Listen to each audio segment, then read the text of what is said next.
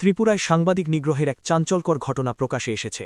বৃহস্পতিবার সন্ধ্যা ৬টা নাগাদ পেশাগত কাজ ছেড়ে বাড়ি ফেরার পথে দুষ্কৃতী হামলার শিকার হলেন বক্সনগর প্রেসক্লাবের সভাপতি প্রভাত ঘোষ ৪৮। সোনামুড়া মহকুমার বক্সনগর এলাকায় এই ঘটনাটি ঘটেছে। জানা গেছে, উত্তর কলমচৌড়া বড়মুড়া এলাকার বাসিন্দা মানিক দাস নামের এক ব্যক্তি এই হামলা চালায়। স্থানীয়দের অভিযুক্ত মানিক দাস এলাকায় একজন কুখ্যাত গাঁজা পাচারকারী হিসেবে পরিচিত। প্রভাত ঘোষের উপর এই হামলা কোনো আকস্মিক ঘটনা নয়, বরং গত কয়েকদিন ধরেই মানিক দাস তাকে বিভিন্নভাবে হুমকি দিয়ে আসছিলেন বলে জানা গেছে। সাংবাদিক প্রভাত ঘোষের পেশাগত সততা ও এলাকার অপরাধমূলক কর্মকাণ্ডের বিরুদ্ধে তার অবস্থানের কারণেই এই আক্রোশ বলে মনে করা হচ্ছে। অভিযুক্ত মানিক দাস বড়মুড়া এলাকার মধু দাসের ভাইপো। এলাকাবাসীর দাবি, মানিক দাস দীর্ঘদিন ধরেই এলাকায় নানা অসামাজিক ও উশৃঙ্খল কাজের সাথে জড়িত।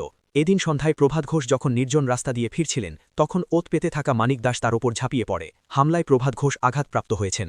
এই ন্যাক্কারজনক ঘটনার খবর ছড়িয়ে পড়তেই বক্সনগর সহ গোটা মহকুমার সাংবাদিক মহলে তীব্র ক্ষোভের সৃষ্টি হয়েছে। সাংবাদিকের ওপর হামলার তীব্র নিন্দা জানিয়ে অবিলম্বে অভিযুক্ত মানিক দাসকে গ্রেপ্তারের দাবি জানিয়েছেন বক্সনগর প্রেসক্লাবের সদস্যরা। প্রশাসনের কাছে সাংবাদিকদের নিরাপত্তা সুনিশ্চিত করার আবেদন জানানো হয়েছে। পুলিশ ঘটনার তদন্ত শুরু করেছে এবং অভিযুক্তের সন্ধানে তল্লাশি চালানো হচ্ছে।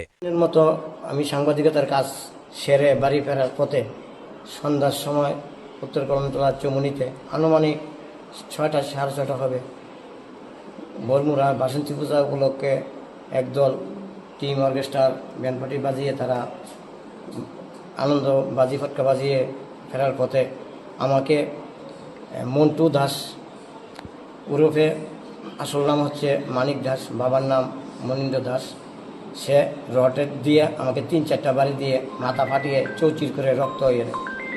ওর লগে আমার কোনো আগের শত্রুতা নেই। আমরা সাংবাদিকতার পেশায় কাজে জড়িত। মানিক দাস কী করে? মানিক দাস কী করে? মানিক দাস এলাকার গাঁজা চাষি, সন্ত্রাসী এবং বিভিন্ন ধরনের ২ নম্বরী পাচার বাণিজ্যের সঙ্গে যুক্ত।